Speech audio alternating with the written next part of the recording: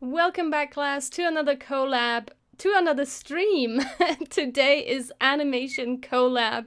My name is Sonja, I'm a motion designer, and in Animation Collab, we experiment with new techniques in my animation laboratory in collaboration with other content creators. If you haven't already, you can subscribe to this channel. I live stream every Tuesday and Friday. And if you'd like to support me, you can comment below, you can like this video, and you can share it with your friends. So we just had some technical difficulties with the previous stream. I hope this is now working for everyone. And so to sum up, we're going to continue the collaboration with Andy today. I'm going to do a little bit of animation, maybe a little bit of preparation as well, since we need to set up all the scene files for the rest of the scenes of the storyboard. And if you haven't watched any of this collab series, you can catch all of the streams on my YouTube channel. All the replays are available there. And let's jump right in. I think we can safely assume that the stream is working. If it isn't, please do let me know in the comments. Let's test the chat. It seems to be working on all platforms. Great. There seems to be a little bit of a delay between audio and video. I hope it's not too drastic. Okay, so this is the first scene in our collaboration, in our animation. Which, if you don't know what this is, it's a cybersecurity video. Andy is a cybersecurity expert, and he's asked me if I could help him with one of his upcoming videos to animate that explainer video, which is what I have been doing. I've been designing and illustrating the storyboard and the assets, and now we're slowly creeping forward to the animation phase. If you have any questions about the process, about Illustrator, about After Effects, just drop those questions in the comments. Okay, so what I would like to do is I've already set up this file. You can see it here. And I think I need to move this window over a little bit. Hello, welcome! So you can see the toolbar and you can see the tools on that other side. Maybe I'll move it down a little bit as well. So you can actually see, ooh, how far can I go? Okay, so now you should be able to see all the way at the top. Great. So I want to import this into my Illustrator file, which is already ready. It's ready and set up. Oh, Illustrator doesn't want to be the right width. Okay, so I have my asset folder here and I have my scenes folder here. It's like a template that I have with all of the setups ready when I want to animate. So I don't have to create all of these folders every time. And I'm hitting Control-I to import. Now I have to navigate to that actual folder, which is this one, animation, and the scene is in here. And I want to make sure that I have create composition ticked. And I want, actually no, I don't want to tick this. I want to instead choose from the drop-down composition, retain layer sizes. I want to import that. That's going to import a composition and the layers as a folder, and I'm separating them here because once I have a lot of scenes, I want them all nice and orderly. And I can duplicate this. So usually I keep a copy of my original imported file. I make a duplicate and then I drag this one into my comps here, my comps folder. And this is the one I'm actually going to be animating with. Because if I want to bring back the original positioning or sizing of anything that I've already changed, I can bring that back from the original comp. And what I'll immediately do is I want to change this 25 to 25 frames per second, and I want to start at 59 frames. 1 minute leeway, and then this animation is, what did we say? I think we already decided on a length, on an approximate length when I was doing the text animation. 2 minutes, okay. So it's like a 1 minute. So ideally, this is probably the last thing I'm going to animate before I have all my scenes prepped, because before I start really digging into the animation, I need the voiceover. So I need to communicate to Andy to get me a voiceover file. So first of all, I know how long the animation will be, and that way I will make all of my comps that maximum length. And then I will also know the pacing of Andy's speech so that I can sync the animation to that, and I don't have to blindly animate and then make the changes once I have the voiceover, because to me that feels like double the amount of work. Okay, so now we're at 59 minutes and we want to be at 1 hour. So I go +1 and 3 dots. That gets us to, oh no, that gets us way too far. I want 1 and 3 dots, not plus, and that gets us to 1 hour. I'm gonna make a marker here, and if you're wondering what I'm doing right now, I think the last animation collab is when I explained what this start time code of 59 minutes is. So if you're wondering about that, you can check that live stream, which is just the previous one of this. So this is number 30, and where I explained it, I think it was number 29 or the one before that, but I'm pretty sure it was the last one. Okay, now first thing I want to do, I want to color in my layers to get a little bit of structure in here. So the text, we already have this animated, so this becomes the guide layer. I'm only going to use this for placement, so if I right click and I go to guide layer, that gives this little hatched cross symbol. That means it doesn't get rendered. So you can keep it in here, you can keep it visible, and it doesn't get rendered. I quite like to do that. I apply that to anything that is just a guide thing, a guide layer or a reference layer, just because in case I forget to turn it off when I want to render, it's never going to render if it's a guide layer. So that's why anything I don't want to render, I immediately turn it into a guide layer.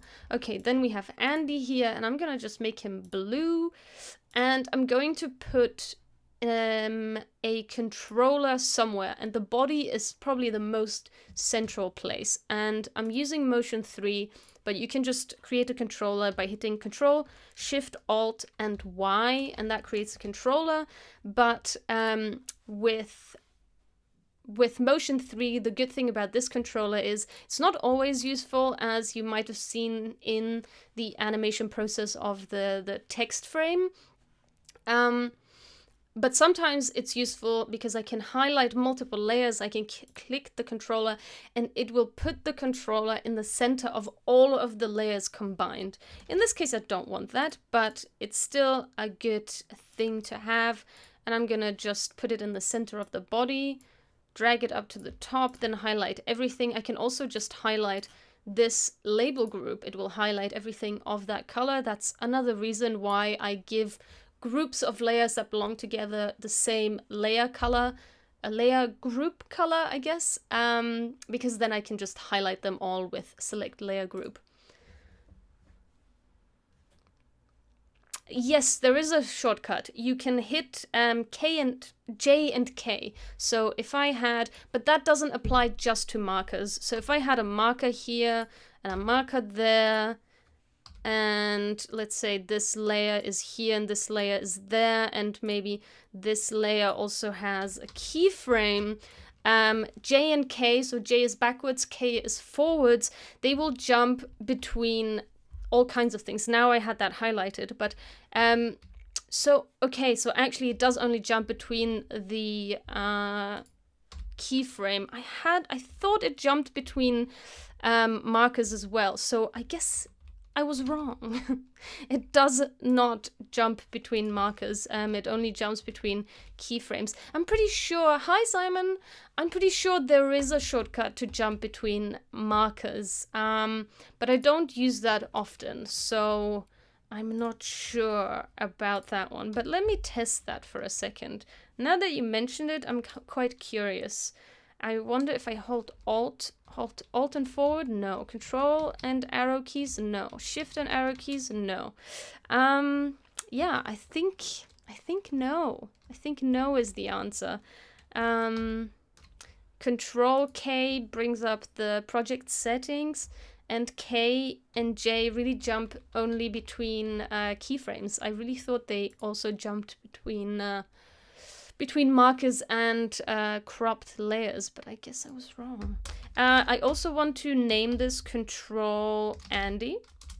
I never want to just keep it as null object because I'll have multiple ones, and then I want to be able to know by looking at the name which set of layers this is controlling. So now it's all of them are parented to this, all of the layers of this Andy character. And but now I'm really curious about this previous next marker thing. Jump between markers After Effects. Let's find out. Let's see. Jump between composition markers, I guess. Unfortunately not. Oh, okay, so numbered comp markers you can jump between, but unmarked ones, no. Okay, let's try that then. So if I mark this one, if I hold Alt, I think it's Alt and 1. Whoops. Oh, God, no. Oh, no. Alt and 1. Okay. I switched to, I think, this between these colors or something. There is a way to do that. What was it? Shift and 1? No. And I just undid something. No. Redo. Okay, I undid the naming. Andy.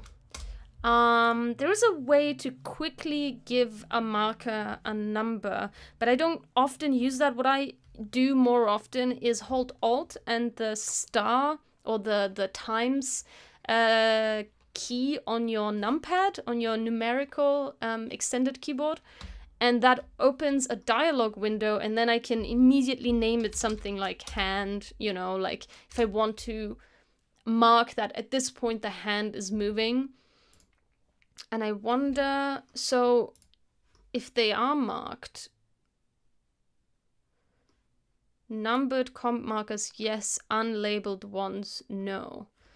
Okay, let's try that then. Nope, still can't do it.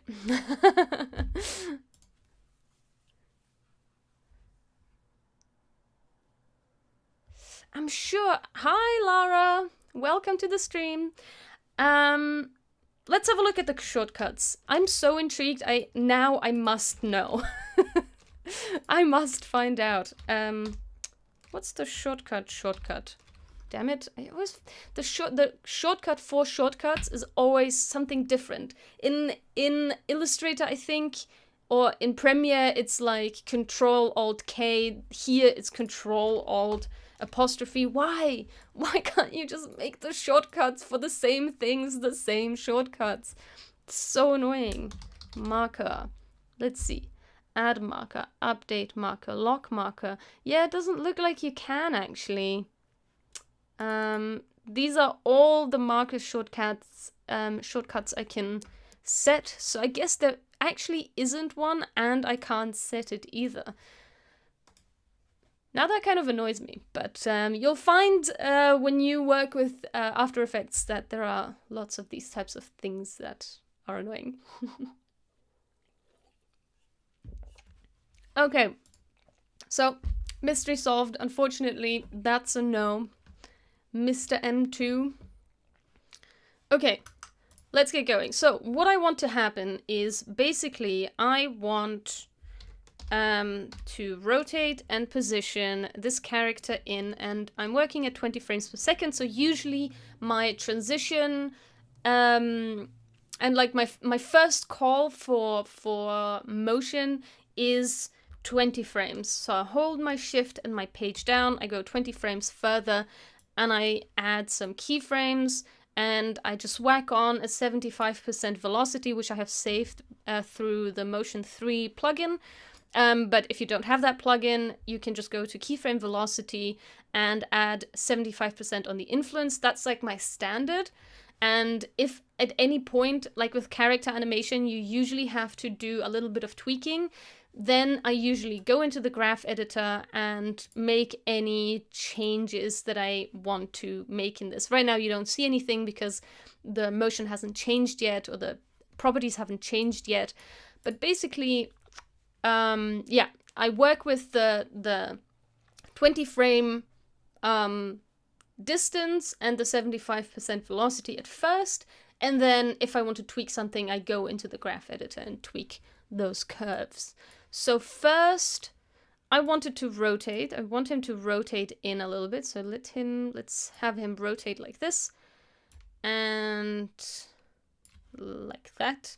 And I think actually, I might want to add a bounce onto when he's rotating in, so he like bounces into frame a little bit. And I have a preset for this.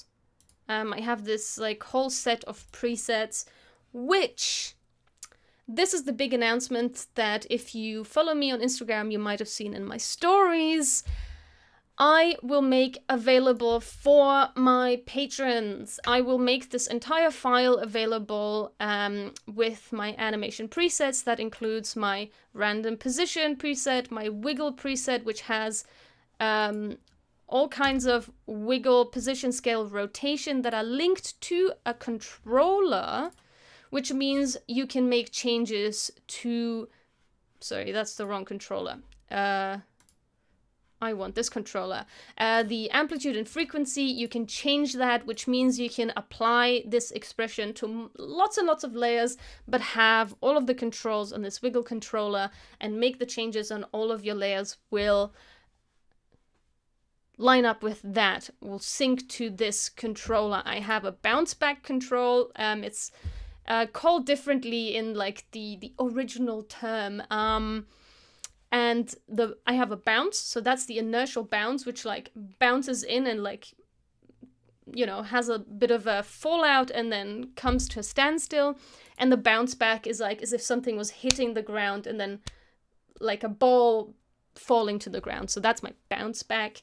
Then there's the bounce control. There's an opacity on off switch. There's a pop-up bounce, which is basically just a scaling up and then a bounce until it comes to a standstill in its final position. There's also a loop out ping pong because I used to be too lazy to type this out, but now it's very easy to add that expression.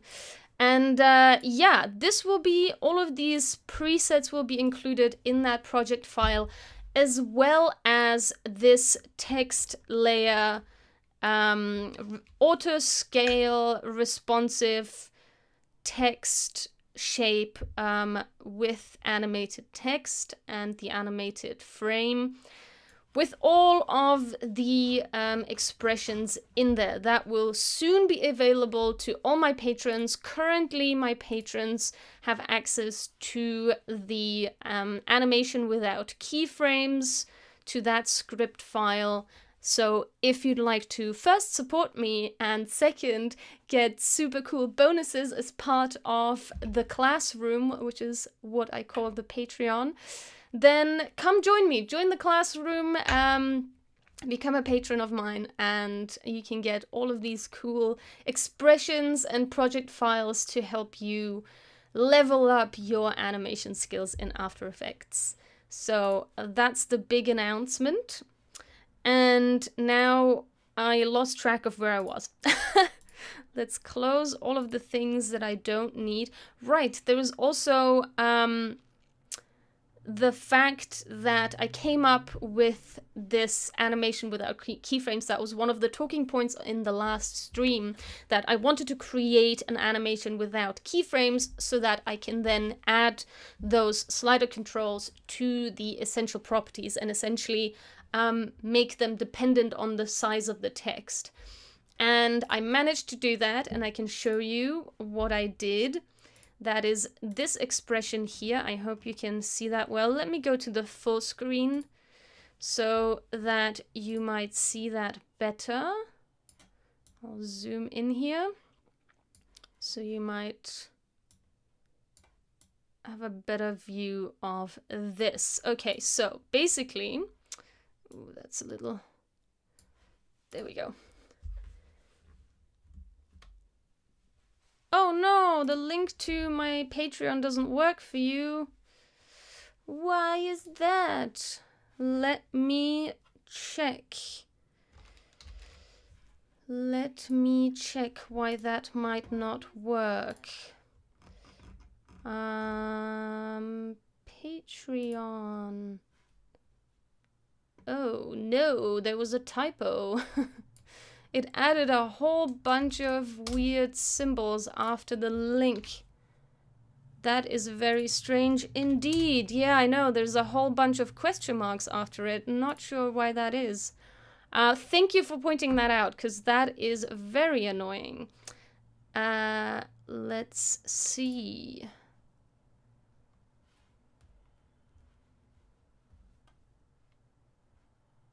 Yeah, that is very strange. I wonder why it's doing that.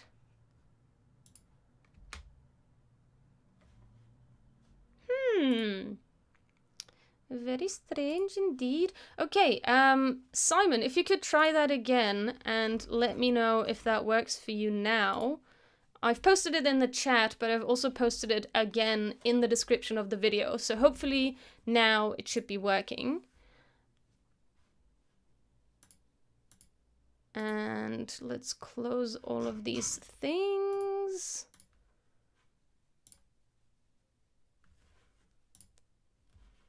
Okay.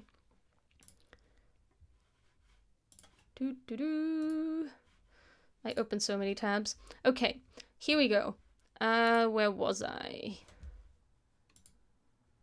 So, this is the code, and let me break this down for you. So the statement, and I've added all of these like explanations behind each of the lines that are also in the, oh, I closed the Patreon. Let's go back to the Patreon. So it's this one. Hello. Right, so when you go to the posts, once you become a patron, you can go to the post, create an animation without keyframes, and there is a text file attached, and it basically has all of the information that you can see here. Oh, sorry, I just realized that I was super zoomed in and you probably didn't see a lot of that. Sorry about that. Okay, so if you go to the Patreon, this is what you'll see. You'll see this post, and you'll see there is an attached text file, and that will have this script inside of it with all the explanation. Okay, great. Thank you, Simon. All right. So, what does this mean? Let's break this down. This final statement is essentially a linear explanation. A linear statement. Only that instead of linear, I'm using ease, which gives it like a easy ease, like a little bit of an easing. And this time minus in point, I'm not entirely sure why you have to say time minus in point, but what it does is it looks at the in point of the layer it's sitting on and starts the calculation of all of these values that come after it. Basically, the start of the animation is a slider. The end of the animation is a slider. The start padding is a slider with a value, and the, oh no, now I've broken my expression, and the end of the padding is also a slider value. And you can use this for anything else. You have a start value, an end value, a minimum value, and a maximum value. Okay, so this is the start value, this is the end value, this is the minimum value, this is the maximum value of whatever it is that you would like to calculate. In my case, I want to calculate that I want this animation, so this and this, to start at this slider value, and in this case it's 0, because I want to start at 0 of the endpoint, okay, which means just at the endpoint. If I made this any other value, it would calculate, let's say I say this is 1, it's 1 second, it says it here, it's 1 second from the endpoint of the layer, okay? This end animation is also calculated from the endpoint of the layer. It's not calculated from the start point. So if you set the start point to 1 and you set the end point also to 1, that's not 1 second after the start point. It's still calculating from the endpoint of the layer. So you'd want to set the start point to 0. I mean, I could have just gone with 0 here, but I decided I'll just make everything slider controls. And the endpoint is however many seconds after the endpoint I want this animation to end. And then what are the values? I want my padding to be 0 at the beginning of the animation, and I want it to be, I think, 50 at the end of the animation. And now that all of these are sliders, I can make these sliders, and the sliders have no keyframes because of this animation. They are just separate layers now. There's slider padding X. Just show you this here. So this is padding X, and this is, oh, padding Y, and this is padding X. So they're two different layers, and I have them a little bit staggered, a little bit sequenced, so that I can, so that the animation doesn't happen at the same time. I want the Y to grow, and then I want the X to grow, okay? So that's how that happens. And yeah, I think that's really all. And now I can put these slider values in this expression. I can put them in the essential graphics panel, which is, oops, where am I? This guy over here. Okay, this is my essential graphics panel. I can put all of these slider values that are sitting on my control down here. I can put them in the essential graphics panel, the EGP. And that way I can make them available to also be customizable to the size of my text. Because the issue that we had before is if the text is smaller, the padding stays the same size. So let's make the text smaller. Show you the text here. I'll just go back to my other view. That way you can see me and the screen. So if I make the text smaller now, you can see that the padding stays exactly the same, but it's starting to look a little bit weird. The padding should shrink with the size of the text. And we had an issue with using percentage because After Effects doesn't like to divide by 0. So when the padding is at 0 and it's dividing through that 0, it's just having a hard time calculating that. So I couldn't use percentages. Instead, I added these sliders that I can now add to the EGP that I can then manually change when the size of the text is smaller. And yeah, this massive auto-resize text box file is what I'll be making available to all my patrons. So if you'd like to have access to that, come and join. There is just probably one thing to note. If you go to my bonuses, there are different tiers in my bonuses. Let's go to the public page.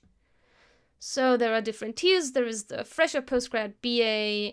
Then we have the MProv and the researcher, which are the most involved. They get the most good stuff. And but you will be able to access all the learning resources, the tools, and everything else. The assets and AE files are all of the things that you'll be able to access as a postgrad. So yeah. Let's jump back into the animation. So I don't know if I changed anything, but it's telling me I did, so I'm just gonna save that. And also I would like to give my comp a color, because anything that I'm not using that is just the original is usually the sandstone. And just so I know that I'm not animating in the original file, I'm gonna give this a color.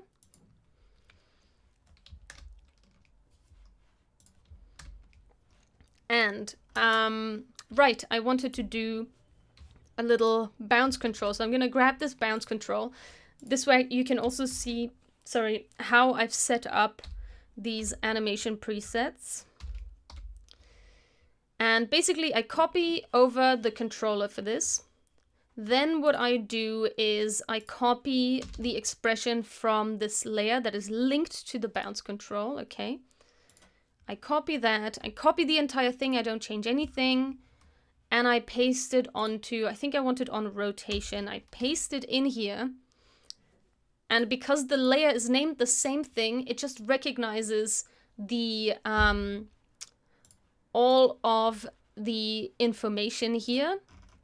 It recognizes the controller, it recognizes all of the sliders on it, but this expression is pretty old, and you might notice that I didn't use the universal expressions method here. So universal expression would mean that, let's open this up, that you wouldn't have this slider name here, okay? Let's open all of these sliders. So for amplitude, if I hold Alt while I pick whip to the amplitude, you'll see that this word slider is now replaced with an index number, and that makes it language universal. So if you or I share this with anybody with a different language of After Effects, that's not going to cause problems anymore. But if it does have the word slider in it, that might cause problems, or at least it did in the past. I don't know if After Effects fixed that by now. But yeah, I'll definitely update that before I share that with you. Okay, let's save that. And now it has just a regular, like a standard bounce on it. But usually for rotation, it's a little bit too much. So let's see how much bounce there is. And also the keyframes for the bounce are too much. Usually for a 25 frames per second bounce, I use 5 frames. Okay, so 20 frames is definitely too much. So let's go back 5 frames.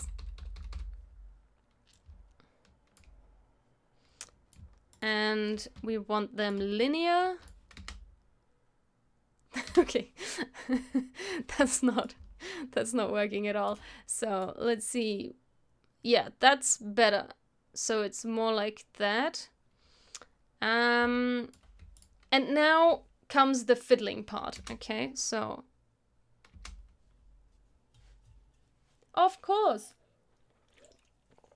I will share my Skillshare classes as well. You can head over to classes.sonjageracek.me, and if you use the link at the very top of that page, or any pages, any classes below that, I can show you how that works. So if you use this button here, or if you enter any of these classes and you use the try Skillshare for free, and you are a new student on Skillshare, you can get 14 days of the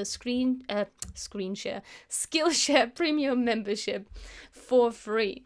So and that's definitely enough time to take my class. So if you're worried about the membership payment, or you're not able to pay for it at this time, don't worry about it. You get 14 days for free, and yeah, that's courtesy of yours truly.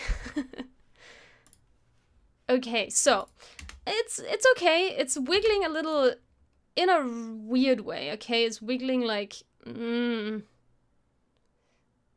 I think I want the controller to actually be lower on the body.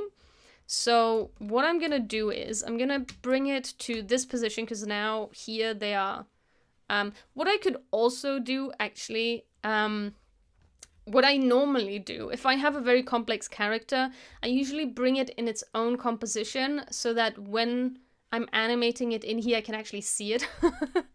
But I also do rookie up, that's right. You can find that information in the project description, and I can also share it with you. Actually, I don't know if you can find it in the project description, because I think I stopped promoting Rookie Up. But if you go to my website under Contact, you can find it in the description, the first text block here, Coaching Design Rookies, and that's my Rookie Up profile. And... big new announcement. I have a shop. I've had a shop for a while, but you can now buy the first of many of all of these motion graphics templates, which is very similar. A motion graphics template is basically a text preset.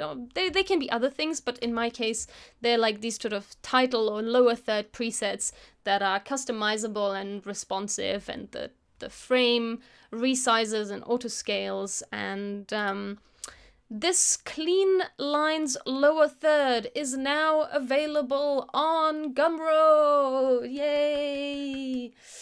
And it's with quite a bit of a discount. If you ever looked at any of my previous Moguts, you'll notice that the price differs, and I was able to do that by offering this preset on Gumroad, and I will continue updating my Gumroad profile with all of these other presets that I currently have available on the internets, and I'll make that available on Gumroad as well, so you can get a nice discount on those as well. But that's a work in progress.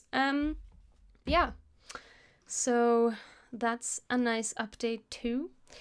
Okay, and you can find all of those things under shop.sonjageracek.me. Yay! Let's see if that link works, because I only just set that up. Okay, it's working. Excellent. Okay, so what I would like to do is I'm going to unlink my layers. I'm gonna bring this, I'm gonna grab the position, the whole position, so all the keyframes are highlighted.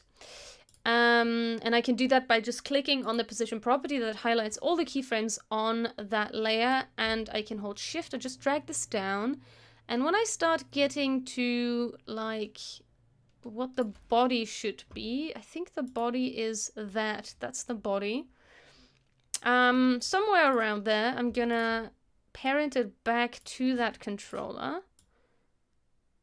And now obviously it's in a slightly different position. But now I like the bounce position, like I like from the where it's rotating from. But I think I want to move this bounce a little bit closer to the end. So let's see, 1, 2, 3, 4, 5. Okay, 5 frames before the end. Let's bounce it there. Whee! So now he's like bouncing into frame. Whee! And now let's work with the arms. I want the left arm. This is also a really cool thing about Motion 3. That's a paid plugin, by the way. I'm not promoting it. I mean, it's not a sponsorship or a paid ad. I just enjoy using it. But you should be aware that it is a paid plugin.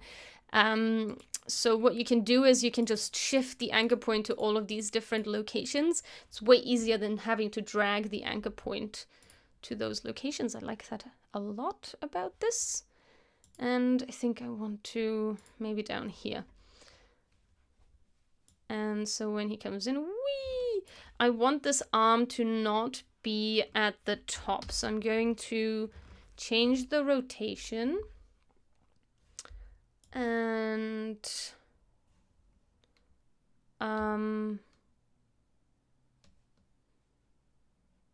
yeah, okay, let's have this as the end point. And let's rotate this down and give this a 75% velocity. Let's see what that looks like. No, I definitely don't want it to happen at the same time.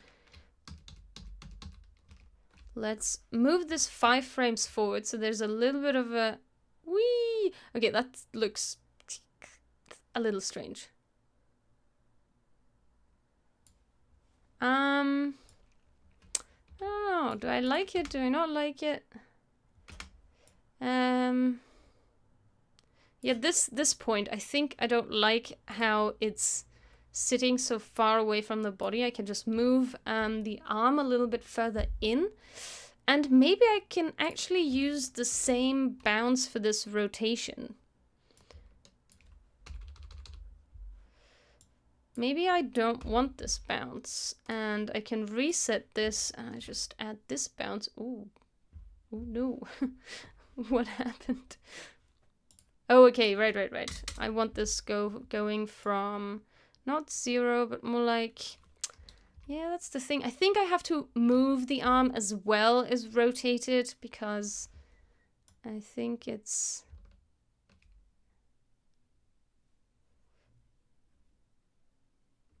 Yeah, I think I have to move the arm as well as rotate it. I don't know, I guess maybe that looks okay. Let's see.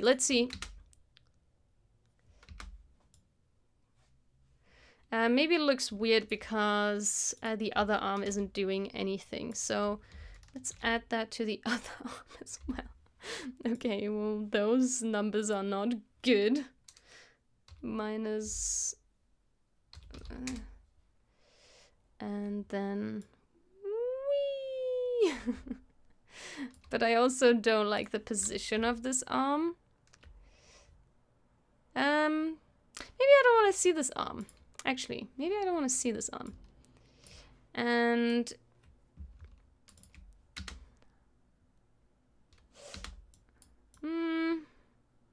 no, I don't like this bounce control. I think I'm gonna go back to animating this by hand. And I actually don't want to see the other arm. So at this point, I want it to be down here and whee.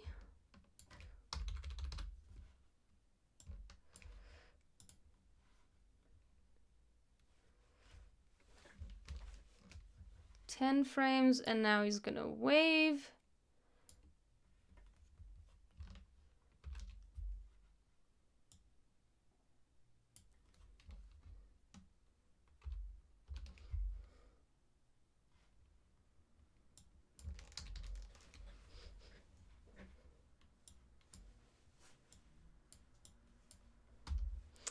Okay, so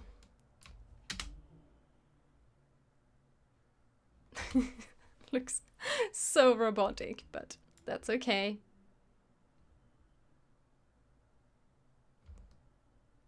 One, two, three, four, 5. Maybe let's go with less frames, and I definitely also need to change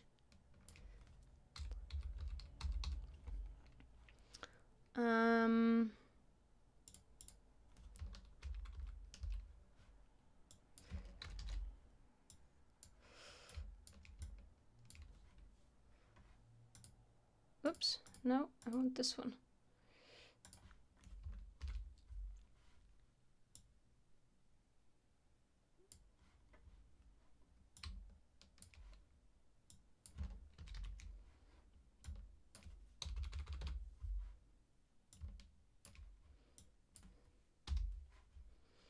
Okay, so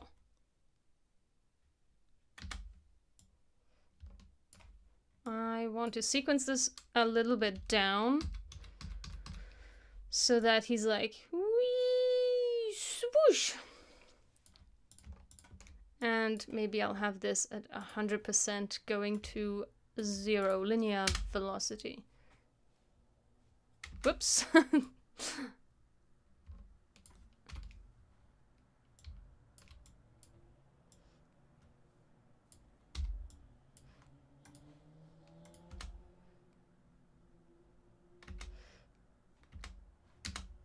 Maybe easy ease.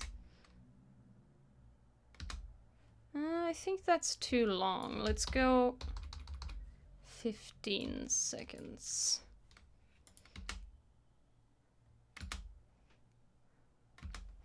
Okay. So he's waving. Let's see the waving again.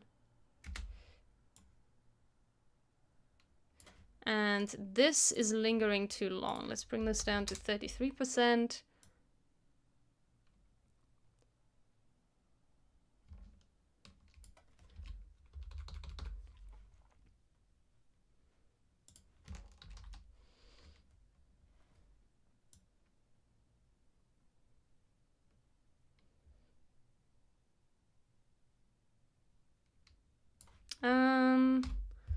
No, let's have this at a much higher rate. Let's have this at 75.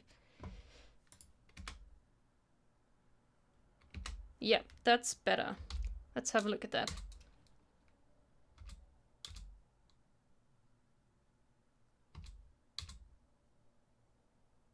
Ooh, okay, that's still too slow. And I think I want the hand to start moving up as soon as he comes into view, so...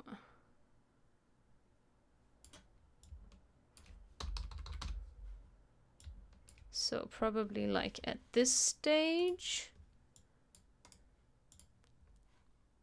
Okay.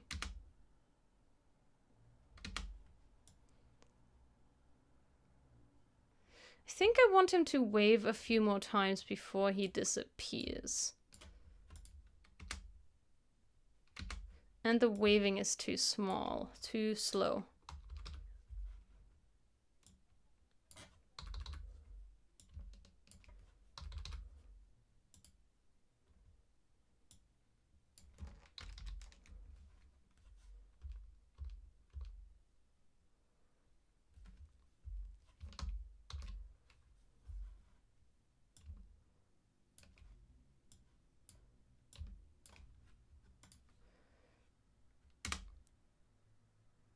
Nope.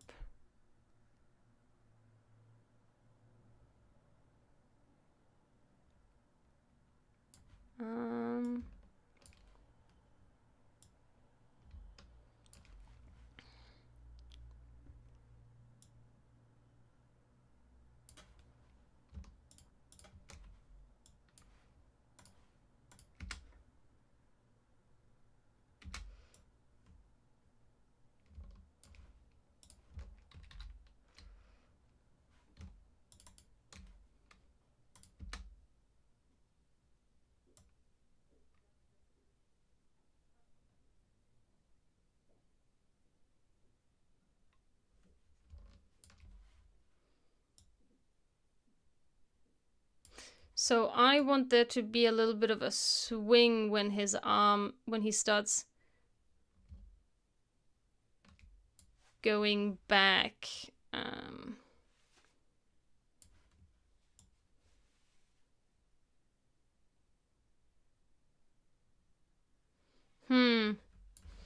think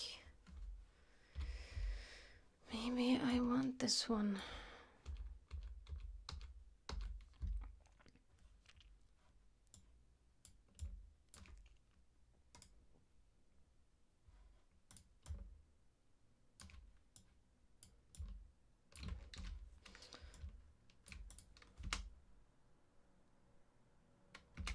Ooh, that looks weird. Okay, now comes the fiddling part.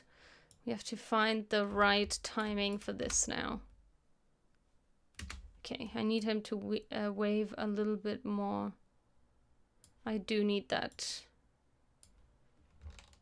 additional waving.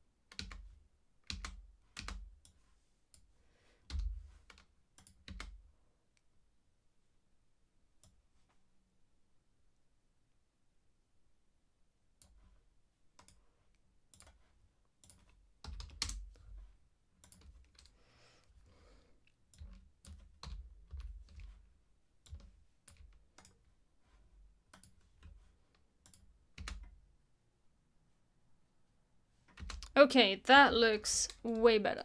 Let's have a look. Okay, a little bit robotic. Let's make some adjustments. I need to stand up for a moment because my knees are killing me, so I'll be right back.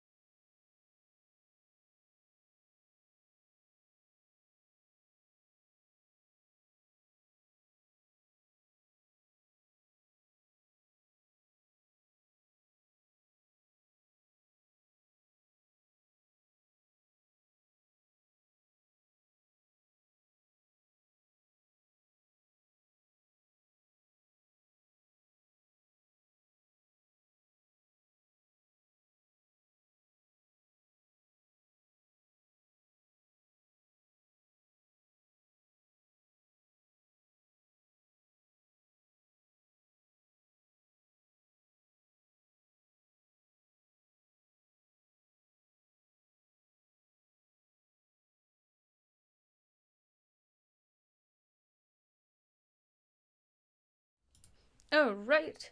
We are back. Let's continue fiddling with this little character.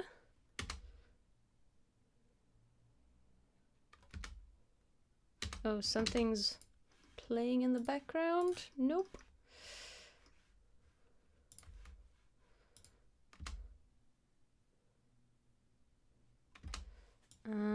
I don't like how it's slowing down at the end there.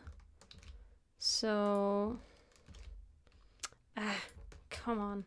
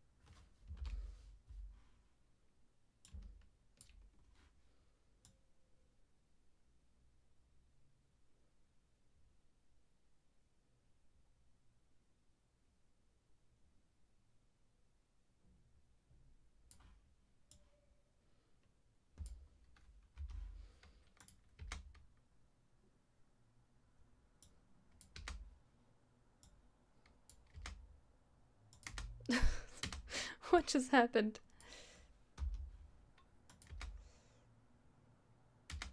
Okay, it's very...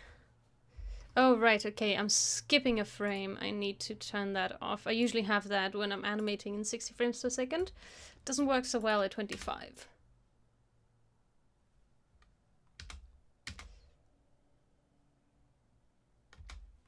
Okay.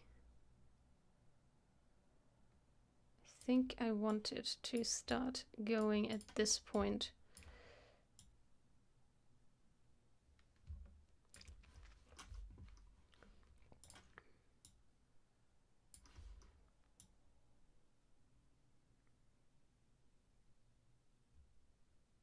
No.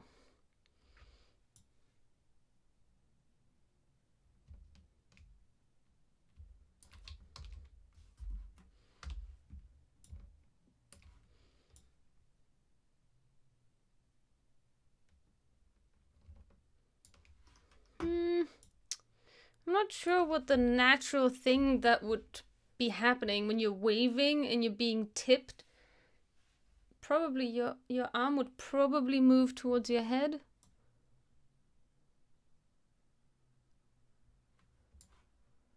But then this needs to be more like 75.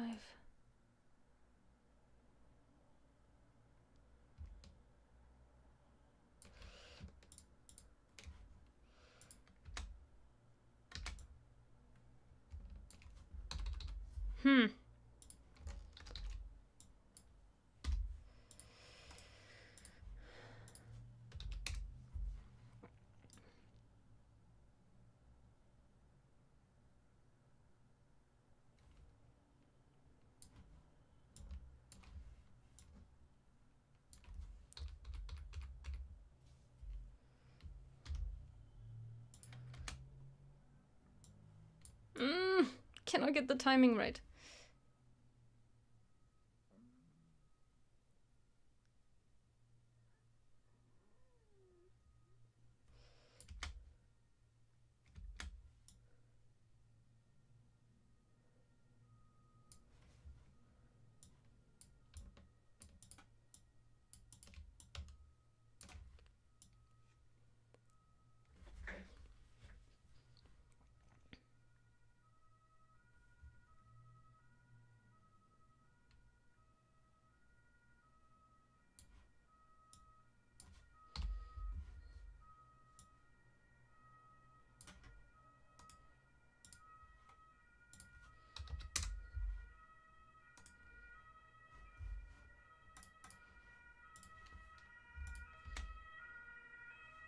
Nope.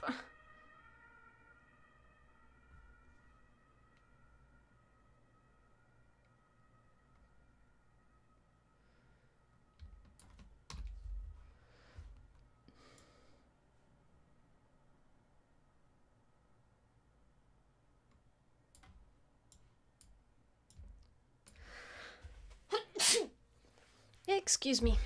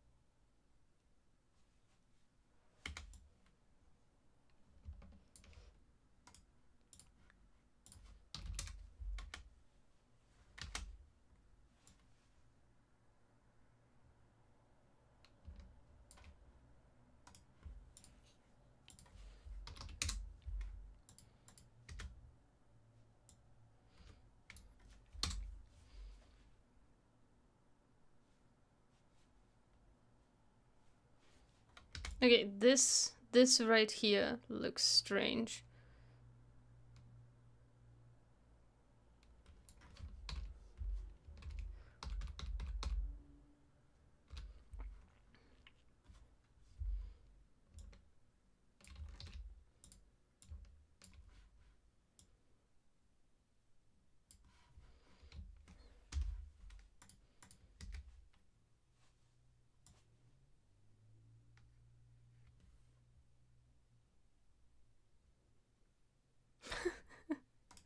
Okay, we're getting closer.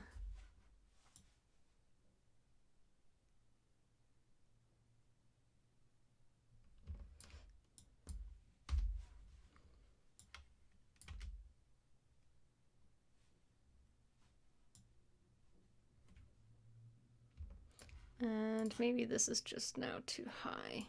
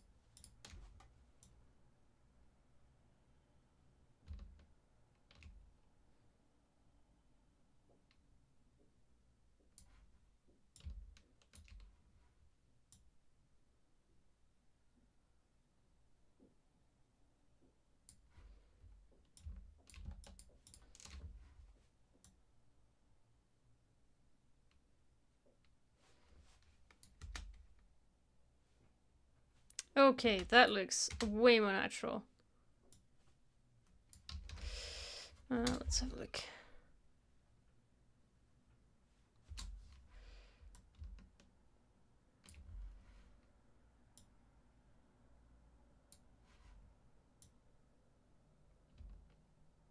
And maybe that's just a little too high.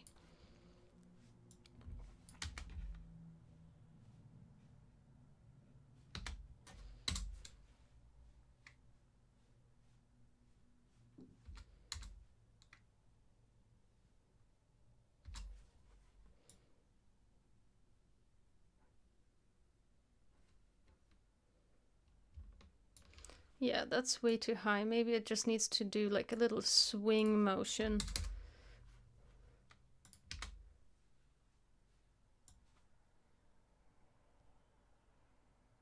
Probably just like 95.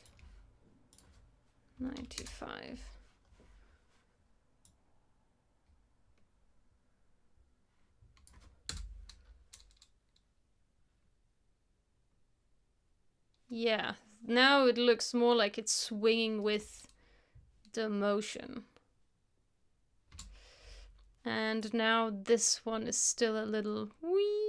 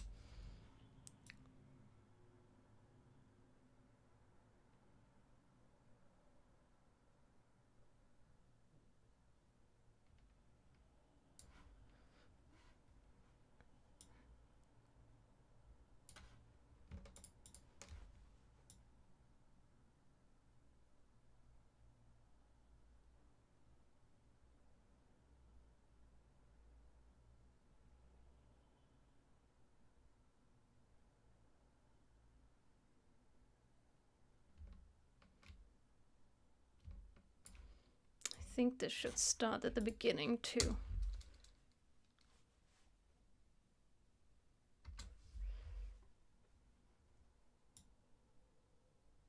So if you were tipped sideways,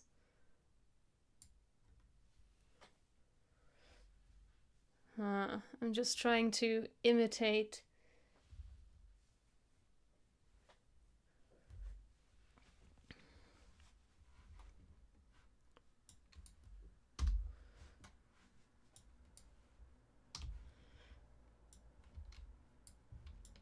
Let's see that again. Ooh, that's definitely not right.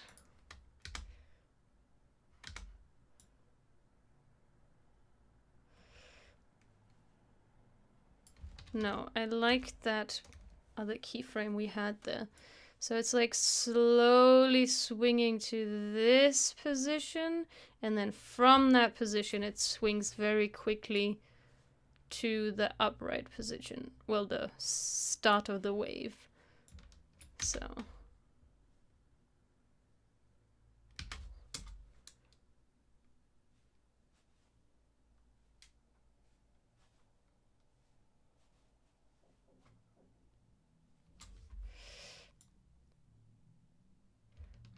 I think the arm should be more across the body.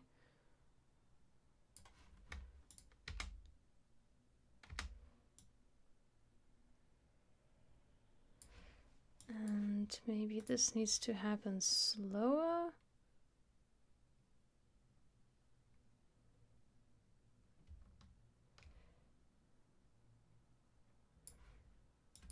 And maybe this needs to be an easy ease.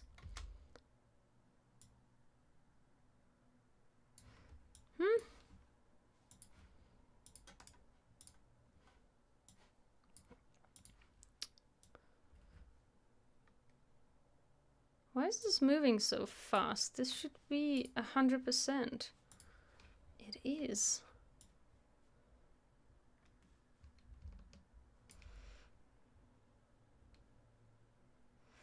Aha. So.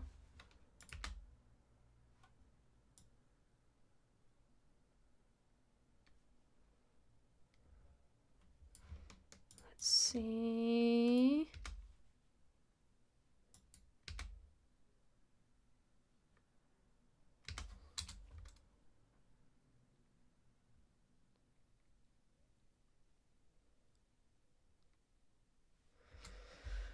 Okay, cool. I like that. I want the hat to do a similar thing, and I think I'm going to position the anchor point at the center of the body so it can rotate around the body, you know, like that. So let's add, maybe I'll just add the same bounce to the hat.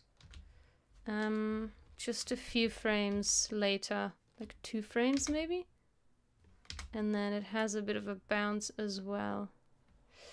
The bounce is not as obvious on the body as it is on the as on the hat as it is on the body. So maybe I'll not do that. I'll just rotate it by hand. And I'll just add a... Oops, nope. Didn't catch the number. So 45 is way too much. Keep hitting enter when I haven't reached the type field yet. Oh no, -20. And we'll have a 75% velocity here, maybe a rounded keyframe and easy ease on that one. Let's see. That's maybe a little extreme, maybe just 10. And maybe this will be 10 frames, and then this can be like that. Nope. Maybe this has to be an easy ease. As you can see, I don't work a lot with the graph editor. Hi, Raul, welcome. I tend to work with fixed velocity values like 75, 33%, 16%, 100%. Because the reason for that is because then I can match the velocity across all of the body parts. If one body part is, if let's say 2 things are supposed to move at the exact same speed and I use the value graph, then they're not going to end up having the same velocity. So that's really annoying sometimes. So I prefer using, oh, that looks cute. So it's more like shoo, and maybe 1, 2, 3, 4, 5, 6, 7, maybe just a little shorter. No, it needs the other way around. Okay.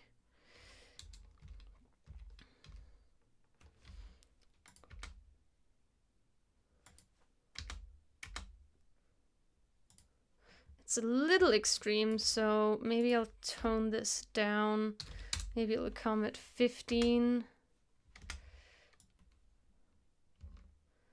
It's a little extreme. Maybe this one is -10. Doesn't have to be super extreme. Otherwise, it's just gonna look comical. Yeah, now it just has a little bit of life. And then when it's leaving, it's gonna do the same thing, only in reverse. I'm gonna copy paste these keyframes, time reverse them, and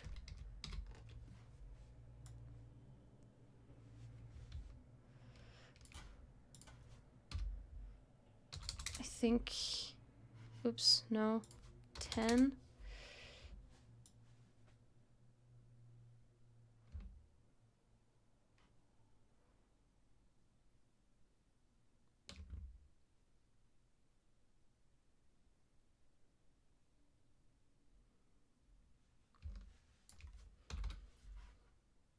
I think this needs to go slightly further back. Let's see, I'm not sure. Yeah, the hat should be tipping at the heaviest rotation point.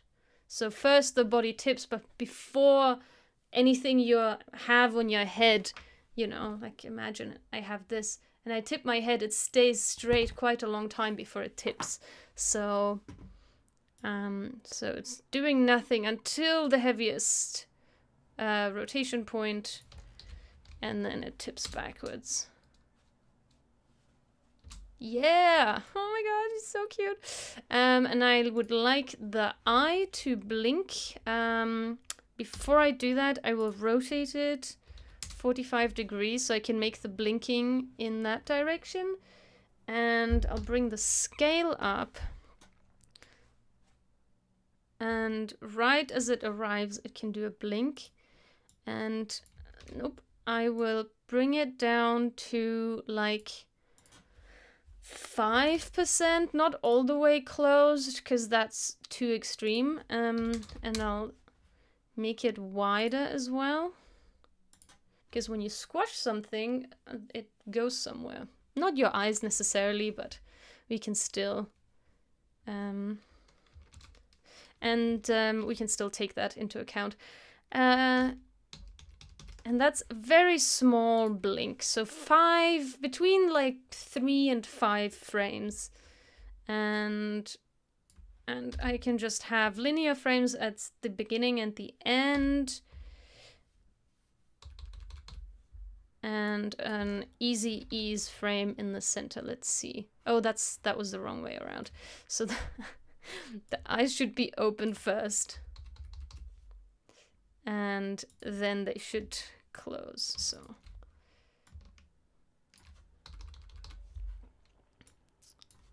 And if I had this type of character multiple times, blinking over a longer period of time, I would actually create a pre-comp of this eye or of the character itself so that I can loop or like time remap this blinking so I wouldn't have to copy paste the keyframes. But since this is only happening... Oops. No. 100, 100. No, the other way around. Damn it. This one should be 100, 100. And yeah, in this case, I'm only using the character one time, so I'm just going to do this manually without any... Oh, that was already, as you can see, it's like kind of lethargic, that blink. And I also don't like how closed it is. So maybe we'll go down to 10.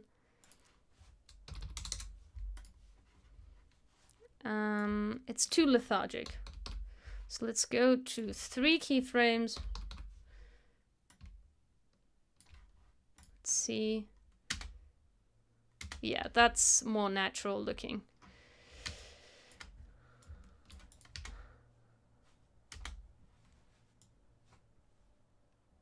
And then in this, I would like to put kind of random, like,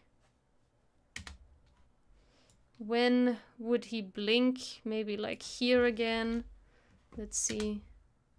No, we don't see that blink anymore. So maybe I'll move it. I don't want him to blink too much. So maybe 3 blinks is too many blinks.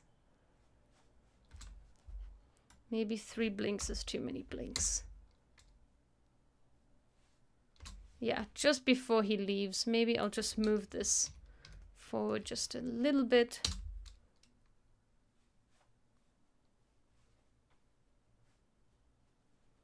And now I would like the smile also to change. And I'm going to create a shape, create shape from vector layer, because I would like to not just scale the mouth, but also change the shape of it. So I'm gonna toggle down all the way to the path, and right here I want it to be finished with that shape. And at this point, let's make it smaller, but also less smiley. Whoops, nope. And I'm gonna have to change these Bezier points.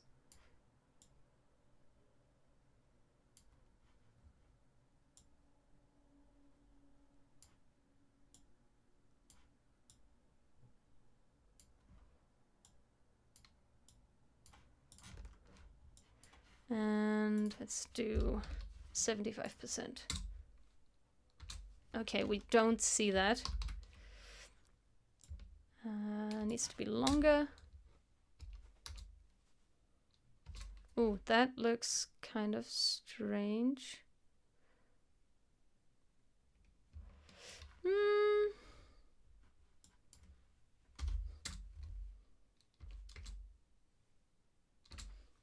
I don't know. The timing of that seems off. It's... Maybe I want 1, 2, 3, 4, 5 instead of 20 frames. Maybe I wanted to move as well. Let's add some extra stuff. So maybe it moves from the side of his mouth. And I'm going to add... No, I'm not going to change that. And maybe some rotation as well. So this is going kind of above and beyond what I would normally do for a character that you don't see that for that long on screen. But I think it's the first few frames of the video. I think we can have a really animated character here. Hey Tom, well, you missed most of the animation process, but you get to reap the reward and see the final character. Okay, I think this is just too slow. I don't know if it's the speed or the amount of keyframes that makes it look weird. Okay, it's not the speed. Speed needs to be that speed, but I think it's the amount of keyframes. Let's go for 10 frames.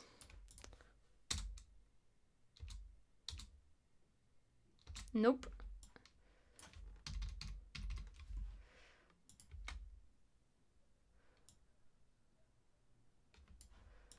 And maybe the path? Yeah, I don't know. Maybe sequence them.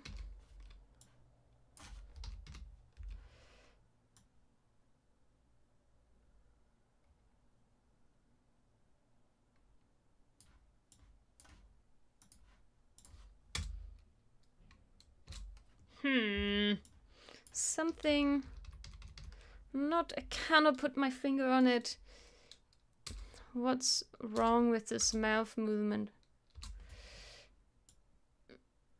Maybe it happens too late. Maybe it...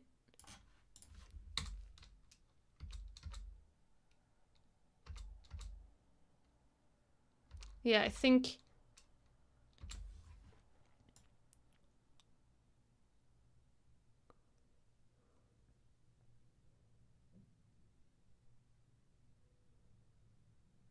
Yeah, okay. I think this is where it's the best. Let me know what you think. Oh yeah, of course, and we need the text too. I don't have the timing for when the text and when the character is gonna come in, because that will depend on the actual voiceover, but I might as well drop the text in here since we already have it animated, and it's going to be right here. It does have a background, I think. Let's turn the guide layer on this on. And let's turn... Yeah, that's fine. So... Oh, okay. If I'm animating it inside of the comp, it will not show correctly. Oh my god. What is this? So inside of here, let's change the background color to white. Let's drop my scene in here. Let's crop this all nice. So these two things would obviously not be happening at the same time, but Let me see what the storyboard says, actually. It should be this one, I think. Yeah, so the text comes in just a few seconds. Just a few frames, really. Maybe seconds, maybe frames. I don't know. So we can just push this onwards a little bit. So first, hi, I'm Andy. And then it says, and in this video, we'll be exploring the miter attack framework. So let's just play this and let's see how long it takes for me to say this. Hi, I'm Andy, and today we'll be exploring... Okay, so about 3 seconds. But just because the animation isn't that long, I'll just have it come in at this point. Save.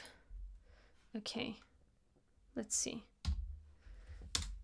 Hi, I'm Andy, and today we'll be exploring the miter attack framework. Yay!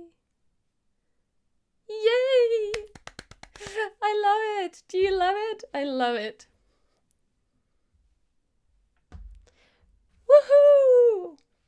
Okay, that's essentially it. That's as far as I wanted to really get today. I did say I might do some prep work, but really this was the target for today, and my knees are killing me. So I think I'm gonna press pause on the stream for today, and we'll continue next time with definitely some prep work. We need to set up all of the scene files for all of the scenes of this explainer video in separate Illustrator files, so we're gonna do that. And that's going to be happening next Tuesday, and this Friday we're going to continue with the botanical drawing in Shut Up and Draw, and I want to add some sort of decoration. I have no idea what, so we're gonna do a little bit of research on that, on other botanical drawings, see what they are doing, see what we like, and see what we can add to our illustration. And if you would like to come along and bring your own artwork to draw with me, please feel free to do that, because the Friday Shut Up and Draw session is less of a process and show you how I work, and more of a chill session where we enjoy art and just kind of exploring. I also take the opportunity to explore Illustrator, because I don't often illustrate, I often animate. That's my major task in most motion graphics projects that I take on. So yeah, so it's more of an opportunity of learning and exploring Illustrator and chilling on a Friday afternoon. So if you like that, if that appeals to you, please do join on Friday, or otherwise on Tuesday, where we will be continuing the animation collab with Andy. And I'll be sharing all of my tips and tricks of workflow and how to set up files in Illustrator in a clean and efficient way so that you can import them into After Effects and animate them later. No worries, Tom. Always happy to see you, but you know, you're not obligated to show up. I'm always happy. Whoever joins into the stream and has any questions or just wants to chill and watch me work. So don't feel obliged. You don't have to show up. It's all good. I'm very happy with the turnout. So, but I'm of course always happy to see you. Yeah, so that's basically it. As always, if you liked this live stream, give it a thumbs up on your preferred platform. I think you can only do that on YouTube anyway, but If you'd like to support me, you can leave a comment below. The comment section is only starts being available after a few hours after the stream has ended, so don't be worried when you can't leave a comment. But definitely do share this and my other replays with your friends or on the internet. That definitely helps me out. If you'd like to become part of the classroom, join the community, you can become a patron on Patreon, or you can also support me on Ko-fi. And I also realized that the Ko-fi link doesn't work correctly. I think the issue is that the way the links are transported over from OBS to YouTube doesn't work correctly. But once I've fixed everything and added all the information after the stream has ended, the links should be working correctly. So if you would like to support me commercially but don't want to sign up to a monthly membership as what the Patreon is, you can just buy me a coffee one-off, or you can just join into the next stream, and you are not obliged to do any of these things. I still appreciate you. Thanks for showing up. And with that, I hope to see you next time. Bye!